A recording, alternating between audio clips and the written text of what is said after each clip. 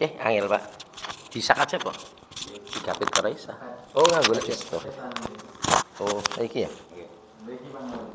Oh, iki. Oh, kene bae.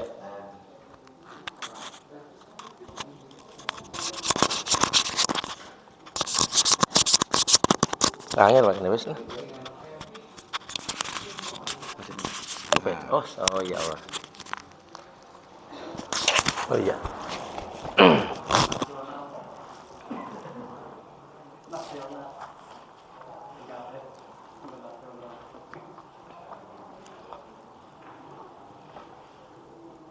Assalamualaikum warahmatullahi wabarakatuh.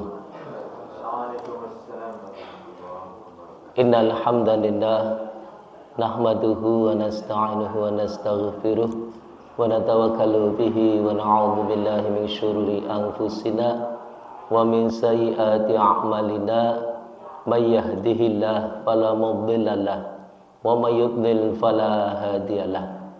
Faqad qala Allah Ta'ala fi kitabil karim a'udzu billahi minasy syaithanir rajim wasta'inu bis sabri was shalah wa innaha lakabiratun illa 'alal khashi'in wa qala Allah Ta'ala aidan innas salata tanha 'anil fahsya'i wal munkar wa la dzikrullahi akbar wa qala Allah Ta'ala aidan aqimus sholata lidzikri sadaqallahul azim wa qala Rasulullah sallallahu alaihi wa alihi wasallam man ahabba abibsatalahu fi rizqihi wa yunsa'alahu fi asarihi falyasir rahimah wa qala Rasulullah sallallahu alaihi wasallam aidan awwalu ma yuhasabu bil 'abdi yaumal qiyamati as-shalah fa in saluhat sairu amalih wa in fasadat sairu amalih. Shadaqallahul azim au kama qala Rasulullah sallallahu alaihi wa alihi wasallam. Jamaah Masjid Jenderal Sudirman, jamaah Jensud Minggu pagi yang dirahmati Allah Ta'ala, kaum muslimin dan muslimah yang mendengarkan suara speaker ini yang berbahagia. Pada kesempatan pagi hari ini kita kembali bersyukur kehadirat Allah Subhanahu wa Ta'ala yang telah memberikan curahan nikmat, rahmat, taufik dan hidayahnya kepada kita sekalian, sehingga kita masih diberi kesempatan oleh Allah Ta'ala untuk meningkatkan kembali iman kita, untuk menambah kembali amal soleh kita. Karena sungguhnya ketika kita diberikan nikmat kehidupan oleh Allah Ta'ala, tiada lain maksud Allah adalah untuk kita bisa meningkatkan iman dan amal soleh kita. Sebagaimana firman Allah Ta'ala dalam surat Al-Mulk, alladzi khalaqal mauta wal hayata liyabluwakum ayyukum ahsanu amala. Ya, sesungguhnya apa yang telah Allah berikan dalam kehidupan dan juga kematian tidak lain adalah sebagai ujian siapakah yang paling baik amalnya. Maka dalam kehidupan ini kita berupaya untuk meningkatkan iman dan amal soleh kita. Kalau meningkatkan harta, rizki kita berikhtiar, sudah dijamin oleh Allah Subhanahu wa Ta'ala atas rizki kita. Tapi iman dan amal soleh ini adalah mujahadah dan perjuangan untuk mendapatkan. Kita harus berusaha dengan sekuat tenaga. Artinya tidak ada jaminan dari Allah Subhanahu wa Ta'ala atas iman dan amal soleh kita. Kalau harta, rizki dijamin oleh Allah Subhanahu wa Ta'ala, maka kita berupaya agar iman dan amal soleh kita senantiasa terjaga sampai Allah memanggil kita dalam keadaan iman. Wala tamutunna illa wa antum muslimun. Ini harapannya seperti itu. Salawat dan salam semoga terlimpah kepada junjungan kita Nabiullah Nabi Agung Muhammad sallallahu alaihi wasallam.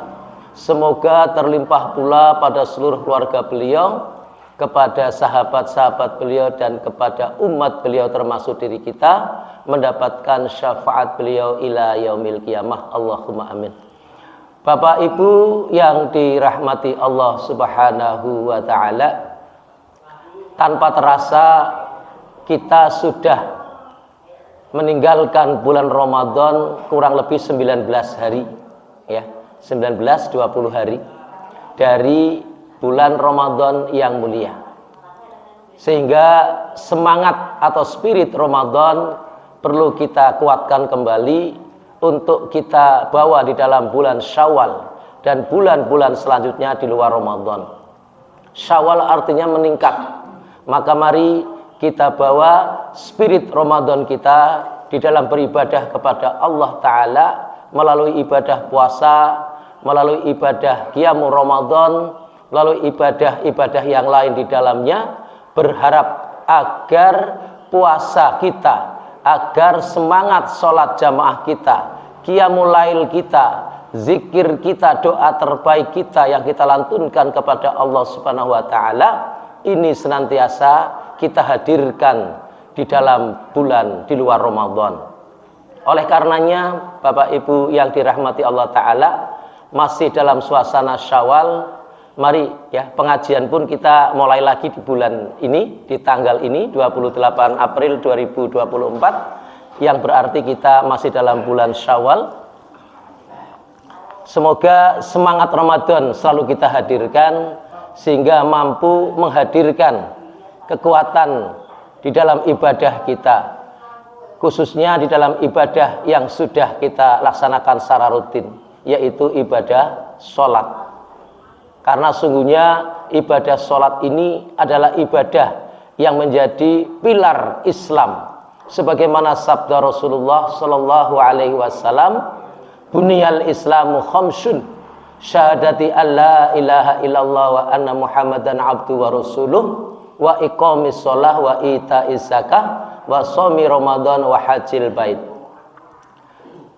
Jadi pilar Islam atau bangunan Islam atau yang dikenal dengan rukun Islam itu ada 5, yaitu mengucapkan, berikrar dengan kalimat syahadat, asyhadu alla ilaha illallah, aku bersaksi tidak ada Tuhan selain Allah, wa asyhadu anna Muhammadan abdu wa rasuluh, dan aku bersaksi bahwa Nabi Muhammad SAW adalah hamba dan utusannya, wa iqamis sholah, dan mendirikan sholat, wa ita'iz zakah, dan membayar zakat, wa shaumi Ramadan, dan ibadah puasa Ramadan, wa hajjil bait, dan haji ke Baitullah.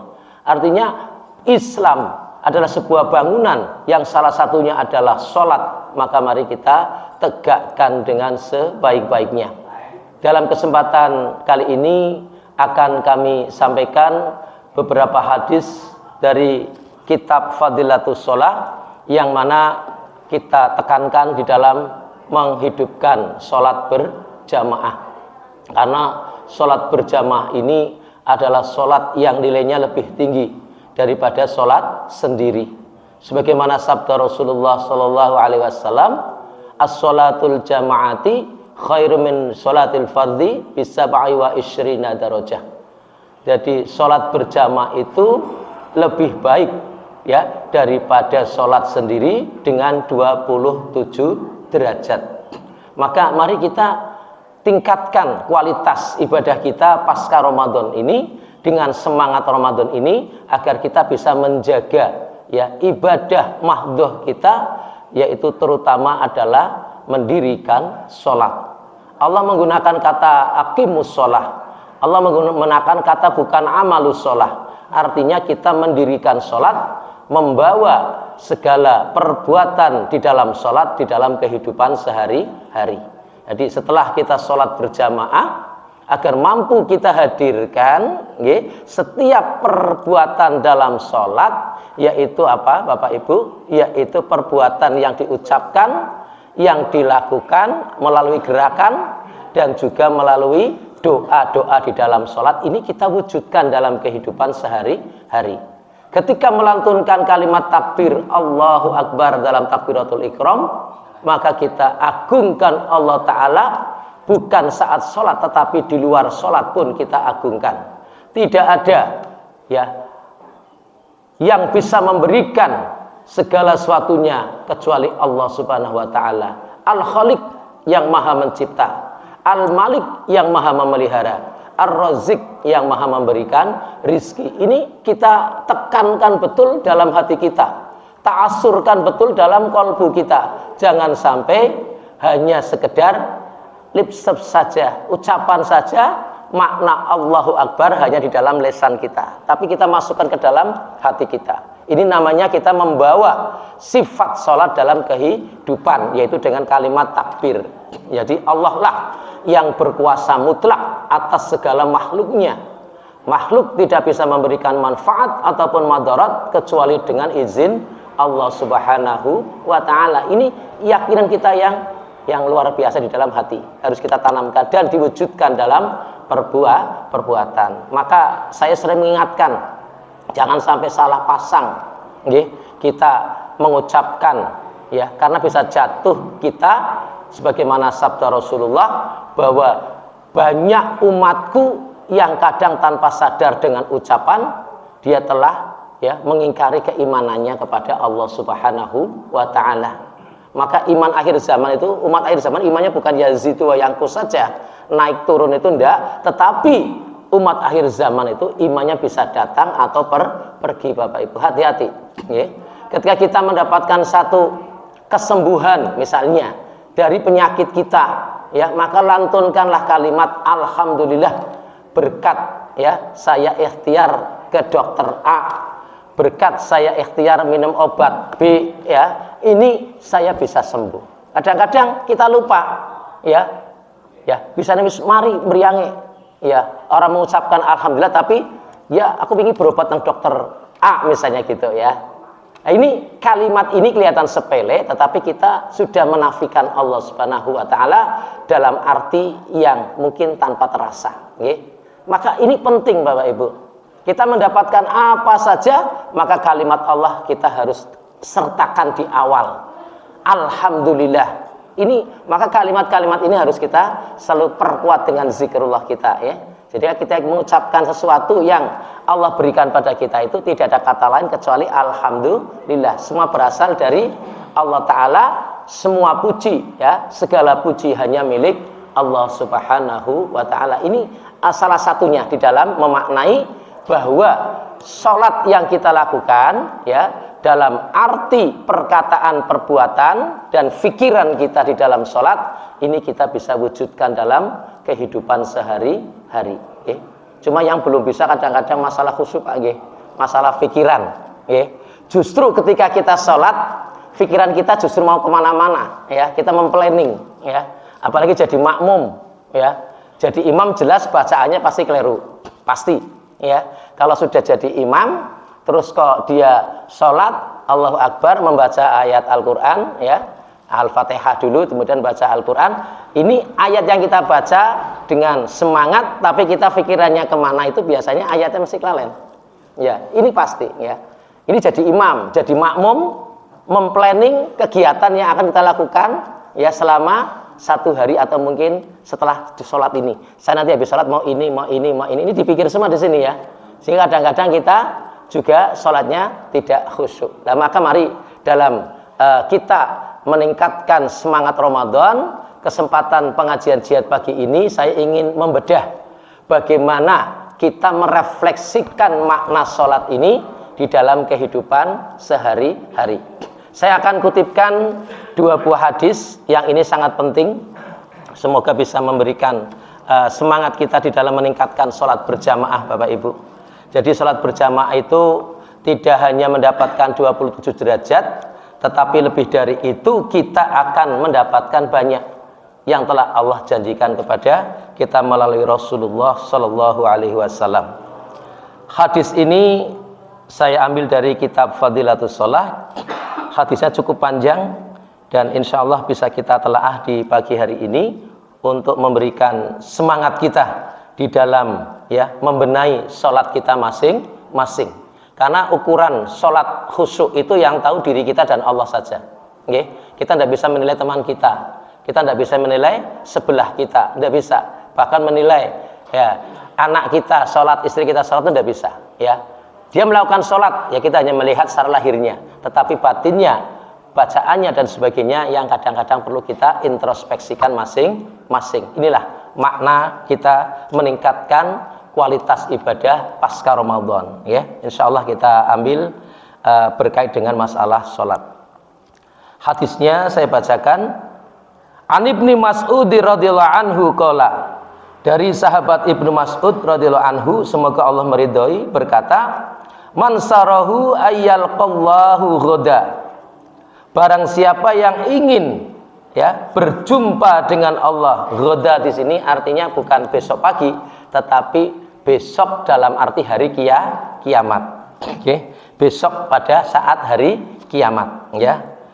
Musliman, sebagai muslim, fal yuhafidz ala haula'is sholawati, ya, maka hendaklah ia menjaga, fal yuhafidz, ya, menjaga ala haula'is sholawati, yaitu menjaga sholat 5 waktu yang sudah ditetapkan oleh Allah Ta'ala, ya. Jadi barang siapa yang besok ingin berjumpa dengan Allah, ya, dalam keadaan selamat, muslim, ya, muslim di sini artinya kepasrahan kita, keselamatan kita, ya, dari Allah Subhanahu wa taala. Besok Allah ketika hari kiamat akan menjumpai kita sebagai hamba-hambanya, kita diakui sebagai hamba Allah, ya, secara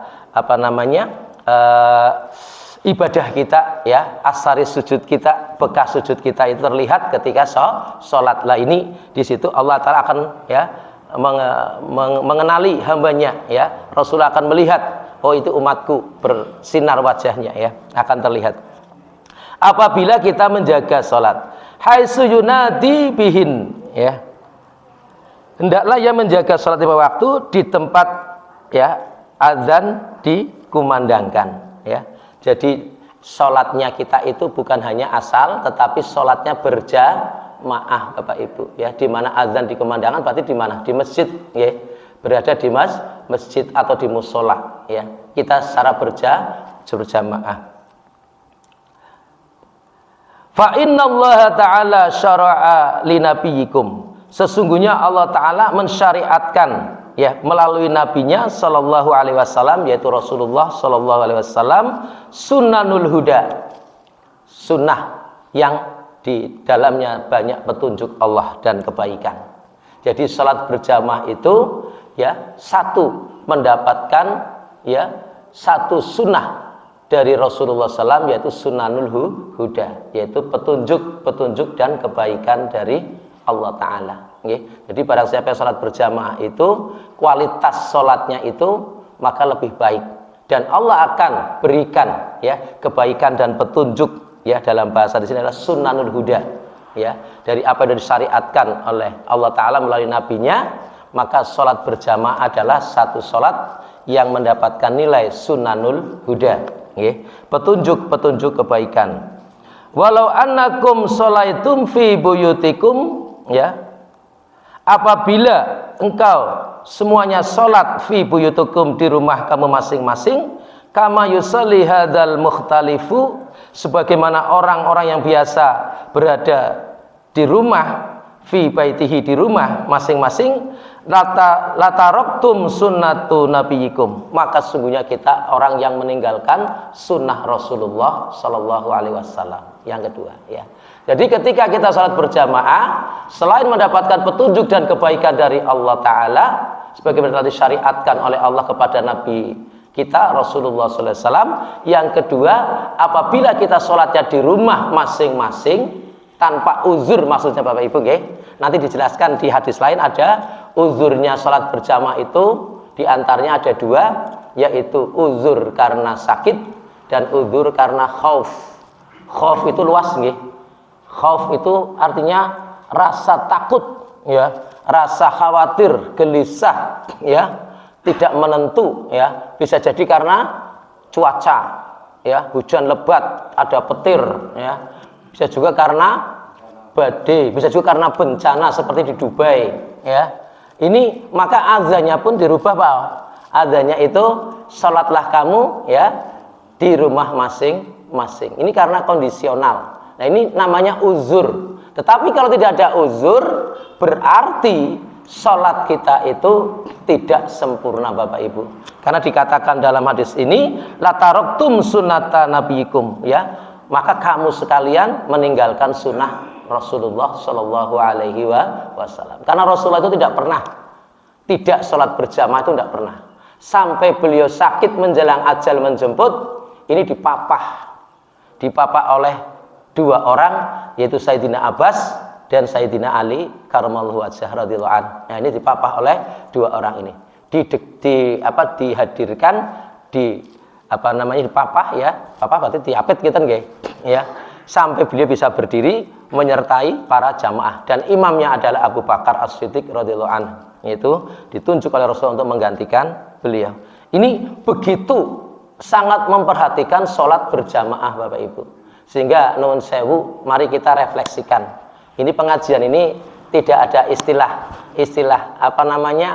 menyasar ke siapa, tapi menyasar ke diri kita masing-masing, ya, sebagai bagian dari ibadah yang kita lakukan secara infiradi, ya. Jadi kita introspeksi, ya, refleksikan ini sebagai bagian dari ibadah kita masing-masing. Yang belum jamaah, maka mari coba untuk menegakkan sholat berjamaah yang sudah kita tingkatkan dengan amal ibadah di dalam sholat berjamaah. Mungkin lebih khusyuknya, mungkin lebih awal datangnya. Biasanya wudhunya kita itu di musola atau di masjid, kita wudhu dari rumah, itu pahalanya lebih banyak, Pak. Lebih banyak pahalanya ketika kita wudhu dari rumah, ya. Bahkan dalam hadis dikatakan, ketika kita sebelum azan sudah berada di masjid dalam keadaan suci, maka wajah kita besok akan bersinar lebih terang dari sinar matahari. Ketika kita berjalan, ya, ketika azan dikumandangkan, kita sudah punya wudhu, maka wajah kita seperti bulan purnama. Ini dalam hadis seperti itu. Jadi ada tingkatan-tingkatan. Semakin awal datang kita ke masjid, semakin lebih baik. Kata nggih. Saya lanjutkan. Walau taraktum sunnata nabiyikum. Apabila kamu tinggalkan sunnah nabimu, la dhalaltum, maka kamu akan sesat. Okay. Jadi ketika kita meninggalkan sunnah Rasulullah SAW, apalagi dalam hal sholat, ya, Rasulullah tidak pernah sholat sendiri di rumah, ya, kecuali berjamaah dengan para sahabat semuanya, maka kita akan tersesat, Bapak Ibu, ya. Maka kesesatan umat Islam, ya, baik secara diri, ya, maupun secara jamaah ini terlihat dari perilakunya terhadap sholat, ya. Maka saya melihat banyak musola yang sekarang sudah mulai kembali, ya, seperti sebelum Ramadan. Dulu waktu Ramadan sholat zuhur begitu penuh musola, Pak. Bahkan masjid-masjid besar pun terisi juga cukup berimbang antara bangunannya dengan jumlah jamaahnya. Sekarang ketika sudah pasca Ramadan, 20 hari berjalan ditinggalkan oleh Ramadan, ini kita sholat jamaah dilihat di masjid, di musola kita, ya, kita lihat sendirilah. Subuh hanya 2 shaf, ya, hanya 3 shaf, itu pun kalau bersama anak-anak, ya. Dulu waktu Ramadan begitu luar biasa banyak, ya. Ketika kita safar, ya, berhenti di satu masjid, ya, ada azan sholat, itu pun jumlahnya tidak begitu banyak, ya. Ini sudah agak tergeser dengan hal-hal yang kita anggap sebagai uzur, padahal uzur tadi adalah hanya 2, sakit dan khauf, ya. Khauf diartikan begitu luas, ya. Berarti kalau uzur pekerjaan, Pak, tidak bagian dari itu. Jenengan pernah lihat di YouTube, ada seorang pengusaha besar, ya, orang jalan gampangannya lah, bagian bangun jembatan, bangun jalan tol, itu, ya. Saya kok namanya lupa, Pak. Siapa, Pak? Bisa dibantu. Beliau itu dengan jiwa semangat sholatnya, dia menyampaikan kepada para pekerjanya agar meninggalkan semua pekerjaan ketika panggilan Allah datang, khususnya sholat duhur dan sholat asar. Sholat semua ditinggalkan, wadharul bay', ya, tinggalkanlah jual beli, ya, termasuk pekerjaan, termasuk jasa dan sebagainya, tinggal semua, sholat. Saya namanya kalau lupa, ya, saya tidak bawa HP ini. Nah, ini betul-betul luar biasa. sampai kalau dinilai dengan rupiah kerugian perusahaan yang dia kelola ini sampai ratusan juta Pak ya, ratusan juta 2 waktu sholat nggih. Berarti kalau 1 waktu sholat itu sekitarnya 50 juta lah hilang. Tetapi dia tidak menghiraukan itu. Yang dia hiraukan adalah perintah Allah Subhanahu wa taala di atas perintah yang lain dan mengajak seluruh karyawannya yang di bawah tanggung jawabnya untuk bisa menegakkan sholat berjamaah. Luar biasa ini. Jadi sekalian sholat zuhur, sekalian beristirahat. Jadi sholat jamaah dulu baru istirahat. Ini luar biasa. Dan ini tidak main-main. Kemudian ada juga ya pengusaha bis, PO bis ya. Mungkin panjenengan sudah tahu juga lah, PO Haryanto ya. Ini juga salah satu yang bisa menjadikan contoh. Ini saya menyebutkan nama orang, padahal dakwah kan tidak boleh nyebut nama orang ya.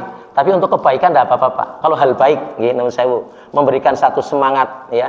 Ya kalau kita contoh menggunakan yang sudah lalu ya bisa tak ya.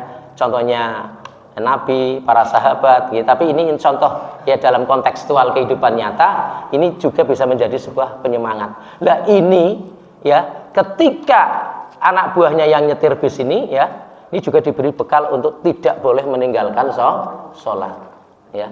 Kalau bis itu tidak mungkin harus on time ya, karena bis kan posisinya posisi di jalan. Kalau sampai berhenti adzan, berhenti sholat dulu ya bubar kabeh penumpangnya ya. Artinya tidak boleh meninggalkan sholat. Kecuali sudah berhenti, maka ketika dengar panggilan adzan harus dijawab ya terlebih dahulu. Dan layanannya juga bagus ya. Ini satu bentuk contoh para orang-orang yang punya bawahan, yang punya anak buah, yang bisa memberikan sebuah semangat ajakan dakwahnya untuk menegakkan sholat berjamaah. Ini penting Bapak Ibu ya. Banyak sekali lah contoh-contoh yang lain. Dan tidak ada kerugian materi pun ya di mata Allah Subhanahu wa taala. Meskipun di matematika kita itu ada kerugian-kerugian materi tadi 25 juta, 50 juta ya. Tapi di mata Allah tidak ada kerugian. Karena dia yakin bahwa sang pemberi ar-razik pasti akan menjamin. Apalagi sholat adalah ibadah untuk menghadap Allah Subhanahu wa ta'ala, maka segala urusan akan diselesaikan oleh Allah ta'ala. Ayat yang saya baca tadi surat Al-Baqarah ayat 45 panggih kalau nggak salah, wasta'inu bis-sabri was-shalah wa innaha lakabiratun illa 'alal khashiin. Wasta'inu bis-sabri was-shalah innallaha ma'as sabirin. Ada 2 ayat ya. Lah itu menunjukkan bahwa Allah memerintahkan kita untuk mencari ya.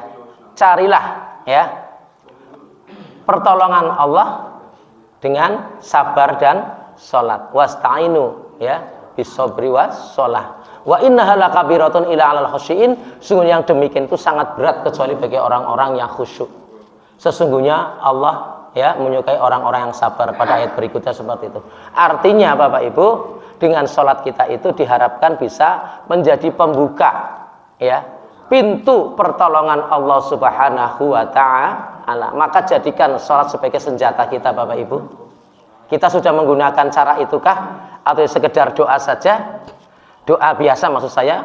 Padahal dengan sholat kita sudah melakukan zikir, sudah melakukan pujian kepada Allah, sudah melakukan doa terbaik kita kepada Allah. Maka ada masalah sholat Bapak Ibu. Sholat sunnah maksud saya, ya. Sholat sunnah.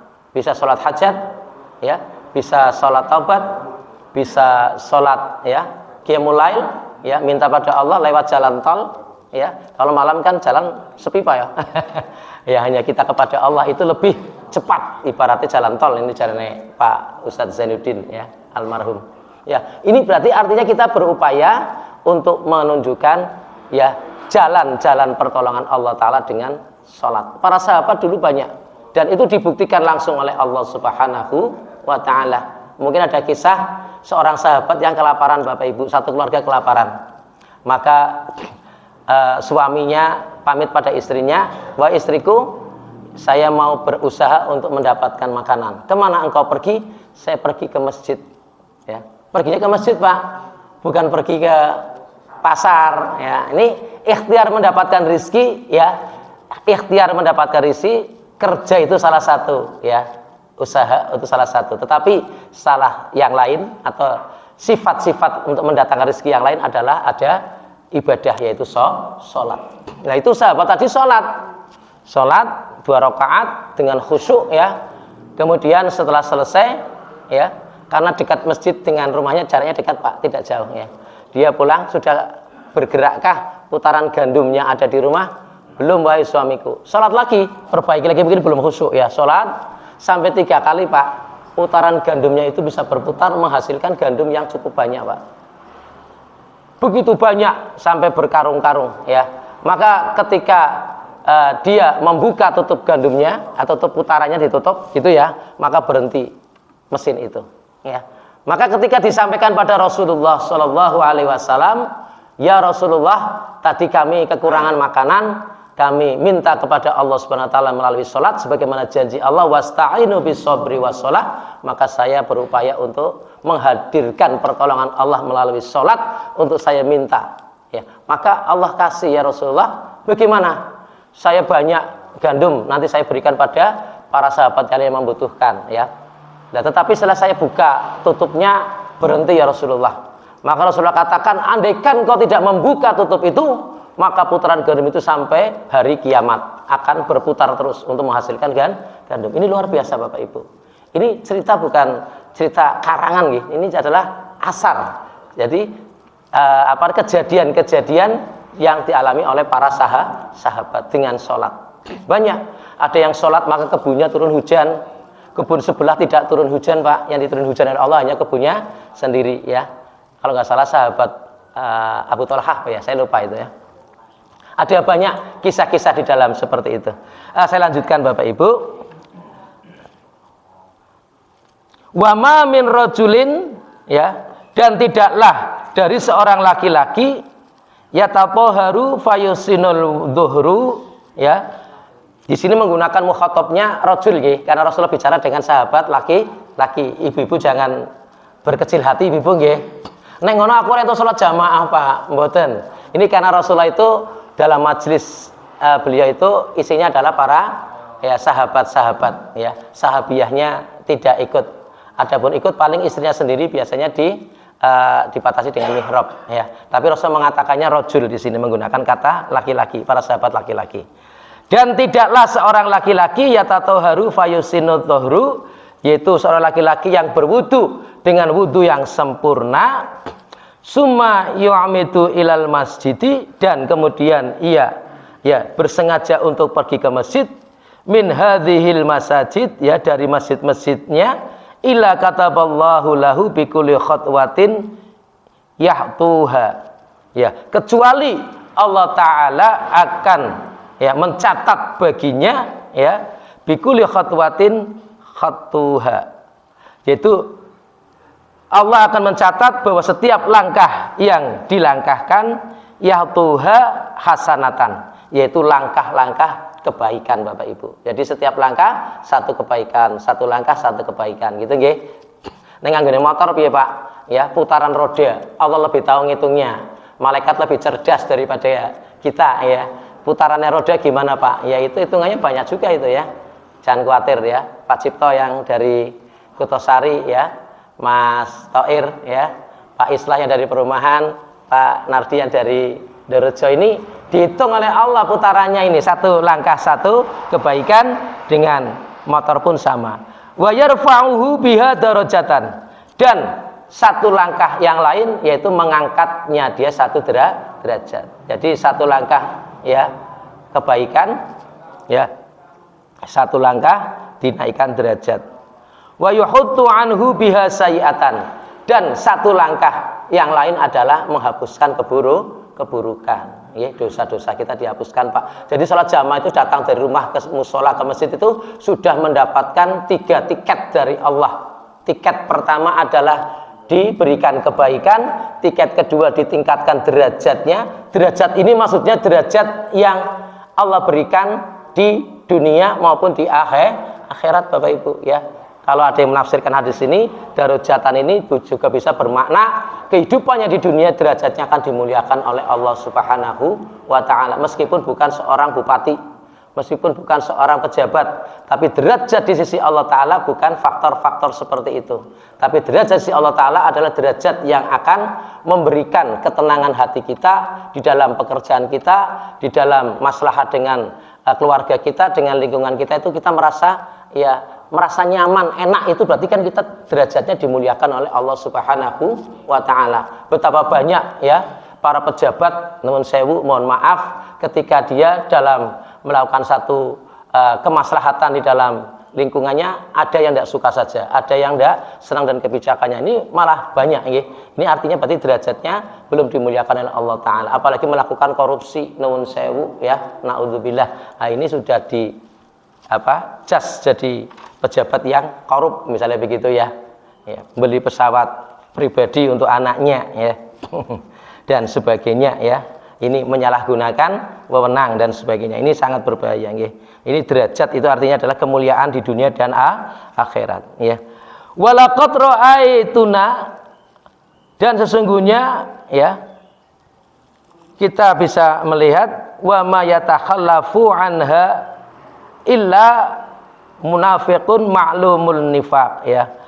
Dan sesungguhnya ada ya dari orang-orang yang tidak mau datang ke masjid ya, dia sholat di rumah Pak ya. Jadi beberapa itu sholat di rumah ya, kecuali adalah orang-orang munafik. Ini yang bilang Rasulullah ya, bukan saya. Illal munafiqun ma'lumun nifaq, yaitu yang jelas-jelas munafiknya Pak.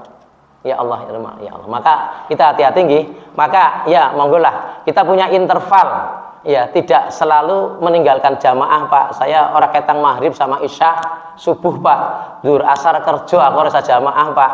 Kadang-kadang jamaah di musola, di masjid, sekolah, di kantor, kadang-kadang tidak Pak. Ya, ini masih dimaklum ya. Tapi kalau belas tidak pernah sholat jamaah, ini dikatakan hanya terus dan terus sholat di rumah, ini dikatakan berarti kita itu adalah di underline, di garis bawah oleh Rasulullah adalah sebagai orang munafik. Yang jelas munafiknya Bapak Ibu. Medeni mboten niki.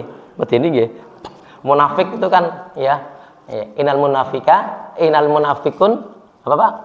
Sehingga orang munafik ya, dia ditempatkan di tempat yang paling bawah nggih. Asfalu minan nar ya. Fidarkil asfalu minan nar ya. Innal munafikun fidarki asfali minan nar. Bahaya nggih. Nah, munafik yang bagaimana, ini ukurannya ukuran Allah Ta'ala.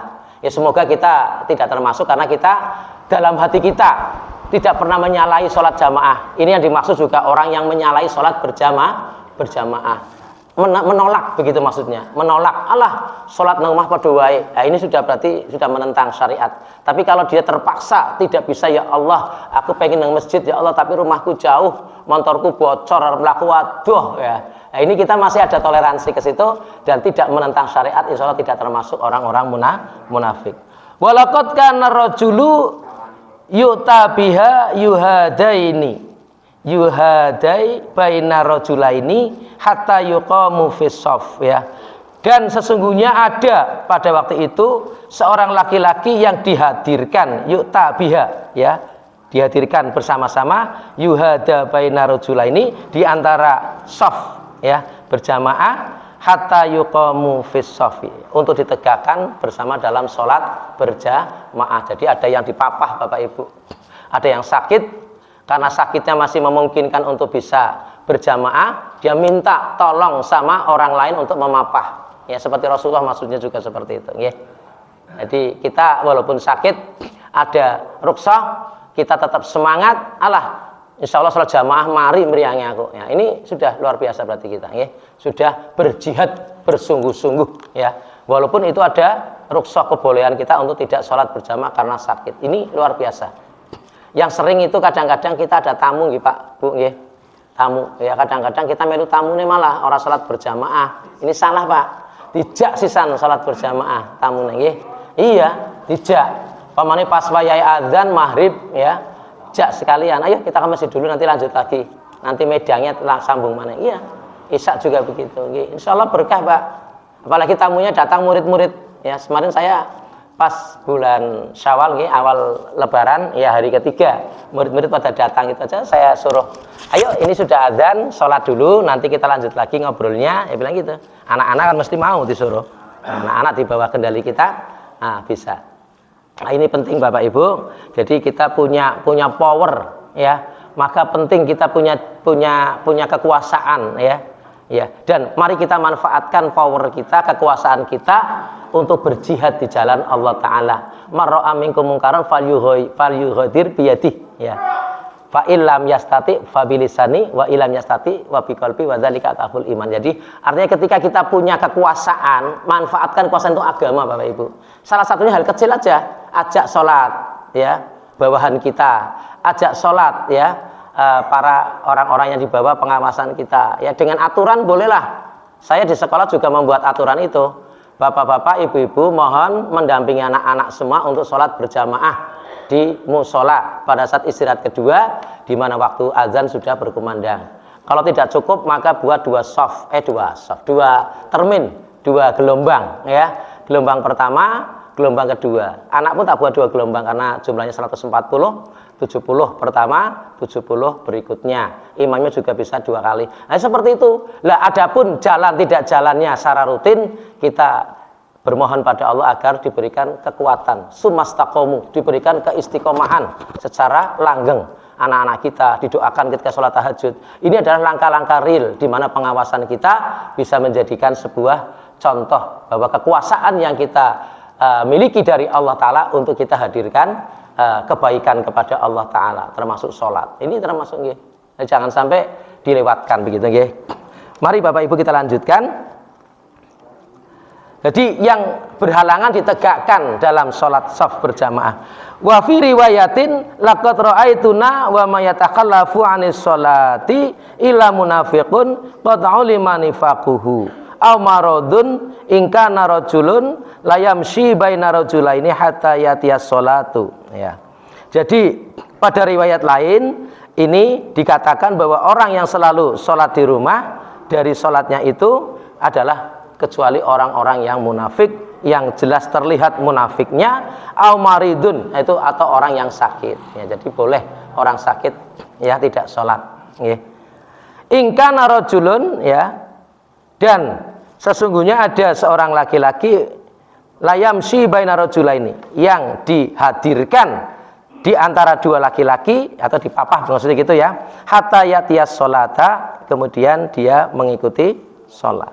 Wa qala inna Rasulullah sallallahu alaihi wasallam sunanal huda, ya. Sesungguhnya, ya, Rasulullah sallallahu alaihi wasallam berkata, ya, hal ini adalah merupakan, ya, sunanul huda atau petunjuk-petunjuk kebaikan, ya. As-sholatu fil masjidi alladzi yu'adzinu fihi, dan sholat di masjid adalah merupakan sunanul huda, ya. Hadis riwayat Muslim, Abu Dawud, Nasai dan Ibnu Majah, ya. Jadi ada riwayat lain mengatakan hampir sama, bahwa ada orang yang selalu sholat di rumah ini, kata Rasulullah, adalah jelas orang yang munafik, yang terlihat kemunafikannya. Dan juga orang yang masih sakit, ya, itu masih dibolehkan untuk tidak sholat berjamaah. Apalagi sakit mencret, Pak, ya. Ya, atau nunggu orang sakit. Kalau nunggu orang sakit, saya pernah baca di kitab itu juga boleh, ya. Pak Haji Harun pernah menyampaikan juga, Pak, ya. Menunggu orang sakit, yang mana kita harus nunggui menjaga itu, kita boleh meninggalkan sholat berjamaah. Nanti sholat berjamaahnya tersendiri lah. Mungkin masbuk atau mungkin mengadakan sholat jamaah sendiri. Karena menunggu orang sakit juga penting, ya. Ya, misalnya istri kita sakit, tidak bisa ditinggal, masa kita tinggal sholat jamaah, ya, melas. Nah, ini sisi-sisi kemanusiaan ini Allah Subhanahu wa taala sudah memperhatikan sampai ke sana. Artinya yang penting semangat kita untuk mendirikan sholat berjamaah. Bapak Ibu yang dirahmati Allah taala, mungkin yang dapat saya sampaikan itu saja, ya, bahwa apa yang telah kita lakukan mari kita tingkatkan dan perbaiki kualitasnya. Syukur-syukur kuantitasnya Bapak Ibu, nggih. Kuantitasnya, nek panjenengan bulan Ramadan kan sholat qiyamul lail rutin nggih. Sholat tarawih rutin, sholat tahajud ya rutin, ya. Lah bar apa sadurunge sahur nggih, sadurunge sahur nunggu bojone masak, ya, sholat. Ngoten nggih. Baca Quran lagi, buka lagi sampai khatam berapa kali itu nggih. Nah, ini mudah, semangat adalah sekarang mari kita tingkatkan semangat Ramadannya ini nggih. Minimal ya 50% sudah bagus, Pak. 50% itu bagus, ya. Yakin, luar biasa ya. Mari kita jagalah bersama-sama sesuai dengan ya mastata'tum ya, ittaqullaha mastata'tum ya. Takwalah kepada Allah sesuai dengan kemampuan masing-masing ya. Kemampuan di sini artinya maksimalis ya. Ini bahasanya Pak Safruddin, maksimalis, jangan minimalis. Kita kuat sholat tahajud 11 rakaat atau sholat tahajud 2 rakaat, berarti kita tidak mastata'tum ini, masih kuat ya enggak. Kita sholat subuh berjamaah bisa, tapi ke sholat subuh berjamaah kalau istri di rumah, berarti mastata'tum ini ya. Ini jadi kita ukurannya diri kita masing-masing yang tahu begitu nggih. Mudah-mudahan bermanfaat ya. Mungkin itu saja yang dapat saya sampaikan. Usikum wa nafsi bitaqwallah. Maka mari kita berharap pada Allah Ta'ala agar apa yang sudah kita lakukan, ibadah-ibadah kita semua diterima oleh Allah Ta'ala, baik ibadah kepada Allah maupun ibadah dalam bentuk muamalah ya, muasyarah kepada sesama kita diterima juga ibadahnya oleh Allah Subhanahu wa Ta'ala ya. Dan mari kita tingkatkan kualitas dan kuantitasnya insyaallah nggih.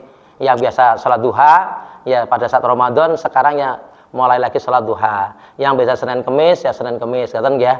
Puasa Syawal ya puasa Syawal ya. Pak ora iso urut Pak, ora apa-apa sing penting 6 dina. Ngoten nggih. Ndak apa-apa Bapak Ibu. Ya memang dalam hadis itu sambung.